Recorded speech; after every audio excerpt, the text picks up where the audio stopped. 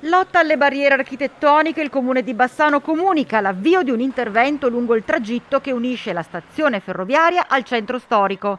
Meglio, l'area compresa tra via Chilesotti, un tratto di Viale delle Fosse sino al semaforo del passaggio pedonale e la prima parte di via Jacopo da Ponte, quella a est. Bene ci verrebbe da dire, anzi, non ci siamo proprio. C'è un enorme però legato al tipo di disabilità che hanno preso in considerazione.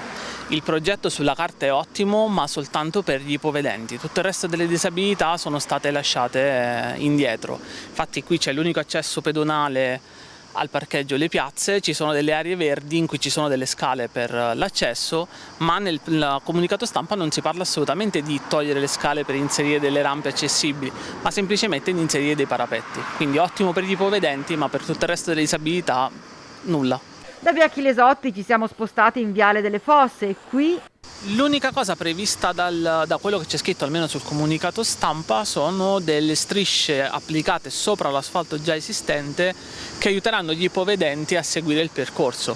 attraversiamo Viale delle Fosse e arriviamo al lato est di via da Ponte. I lavori del comune finiranno qui e poi aspetteremo di sapere il resto del progetto che è stato previsto, perché per ora nessuno lo ha visto. in tutto questo c'è da ricordare che il progetto iniziale tanto sbandierato dall'amministrazione Pavan era molto più ampio. 3 anni fa questo progetto, nei primi incontri che avevamo fatto con l'amministrazione per il PEBA, era stato presentato come un percorso dalla stazione al ponte. Dopo 2 anni, a settembre dello scorso anno, in cui l'amministrazione era sparita, ci avevano detto che il progetto era pronto e che entro l'autunno sarebbe stato realizzato il pezzo che andava dalla stazione a Piazza Libertà. Adesso ad agosto praticamente inizieranno i lavori per fare solo il pezzo che va dalla stazione a Via da Ponte, il primo pezzo di Via da Ponte, quindi praticamente l'attraversamento pedonale di Viale delle Fosse.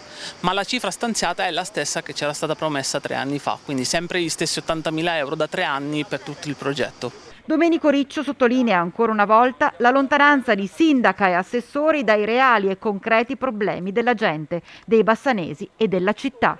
L'offerta che era stata fatta all'inizio era stata proprio quella di aiutare l'amministrazione ad evitare progetti che fossero belli solo sulla carta. E invece alla fine l'amministrazione, come al solito, ha deciso di fare di testa loro e poi i risultati sono quelli che sono.